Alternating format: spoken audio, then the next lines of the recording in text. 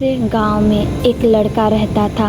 वह शुरू से ही पेंटिंग और मूर्तियां बनाने में बहुत अच्छा था, लेकिन उसकी गरीबी इतनी थी कि घर का खर्चा चलाने के लिए उसे मजदूरी करनी पड़ती थी।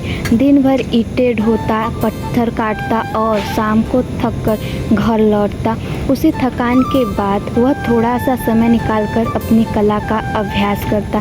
धीरे धीरे उसकी मेहनत और हुनर की चर्चा गांव में फैलने लगी।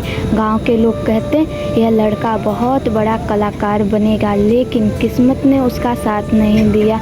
एक बार गांव में मूर्ति प्रतियोगिता हुई। उसने पूरे मन से एक सुंदर मूर्ति बनाई, मगर जजों को उसमें कुछ कमी लगी और वह हार गया। गांव वालों ने उसका मजाक उड़ाना शुरू कर दिया। कोई कहता, अगर इतनी ही अच्छा होता तो पहला इनाम जीत जाता। कोई कहता, भाई मजदूरी छोड़कर कला करेगा तो भूखा ही मरेगा। लड़का निराश हो गया और उसने अपने गुरु को जाकर सारी बात बताई। गुरु ने उसे एक पत्थर दिया और कहा, इसे तब तक तराशो जब तक इसमें से एक सुंदर मूर्ति ना निकल आए, लेकिन एक शर्त है, जब तक मूर्ति पूरी ना हो तब तक किसी की बात का जवाब नहीं देना। लड़के ने वही किया। दिन रात चुपचाप पत्थर तराशता रहा।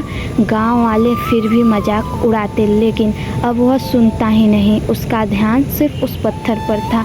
कुछ महीनों बाद वही पत्थर एक अद्भुत मूर्ति में बदल गया। अब वही लोग उसका मजाक उड़ाते थे।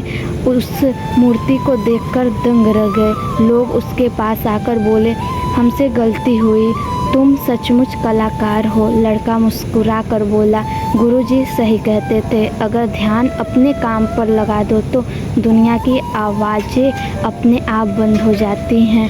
अगर आप अपना पूरा ध्यान और फोकस अपने लक्ष्य पर लगा दो तो लोगों के ताने, आलोचना और मजाक सब अपने आप धुंधले हो जाते हैं। लोग पहले हंसेंगे, फिर वही लोग आपकी तारीफ करेंगे।